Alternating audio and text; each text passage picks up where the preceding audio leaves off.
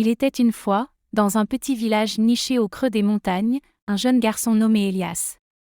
Depuis son enfance, Elias rêvait de gravir le sommet de la montagne qui dominait son village, un exploit que personne n'avait accompli. Les villageois parlaient souvent de la légende d'un trésor caché au sommet, mais ils parlaient aussi d'un esprit maléfique qui protégeait la montagne.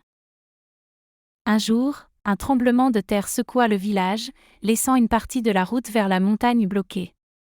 Les villageois étaient en émoi, car des rumeurs circulaient sur des personnes disparues dans la montagne. Les plus âgés du village conseillaient de ne pas s'en approcher, mais Elias ressentait une force irrésistible l'attirer vers l'inconnu. Malgré la peur et les mises en garde, il prit la décision de partir à l'aube. Il se dit que, même si le trésor était une légende, il pourrait peut-être aider ceux qui avaient disparu. Avec une simple gourde d'eau et une vieille carte, il commença son ascension. Le chemin était périlleux, parsemé de rochers instables et de brouillards épais. À chaque pas, Elias se remémorait les histoires de courage des anciens, et cela lui donnait la force de continuer. Au bout de quelques heures, il découvrit une grotte, à moitié cachée derrière un buisson. Intrigué, il s'y engagea. À l'intérieur, il trouva des traces de vie, des vêtements déchirés et des échos de voix lointaines. Soudain, un rugissement résonna. L'esprit maléfique de la montagne, une créature gigantesque, apparut devant lui. Sa peur monta en lui, mais Elias se souvint de son but. Au lieu de fuir, il s'avança, le cœur battant.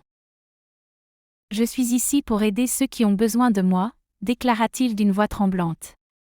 À la surprise d'Elias, l'esprit sembla s'apaiser. Peu d'humains osent affronter leur peur, murmura-t-il. Si tu es prêt à risquer ta vie pour sauver les autres, je te montrerai le chemin. Elias acquiesça. L'esprit le guida à travers la grotte, révélant un passage secret qui menait à un groupe de villageois perdus, effrayés mais sains et saufs. En les voyant, une vague de soulagement envahit Elias.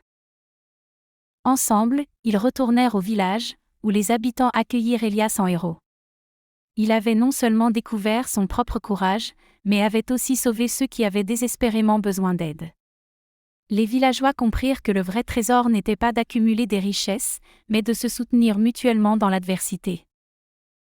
Elias avait appris que le courage ne signifie pas l'absence de peur, mais la volonté de l'affronter. Et depuis ce jour, il devint une source d'inspiration pour tous, prouvant que parfois, il suffit d'un acte de bravoure pour changer le destin d'un village.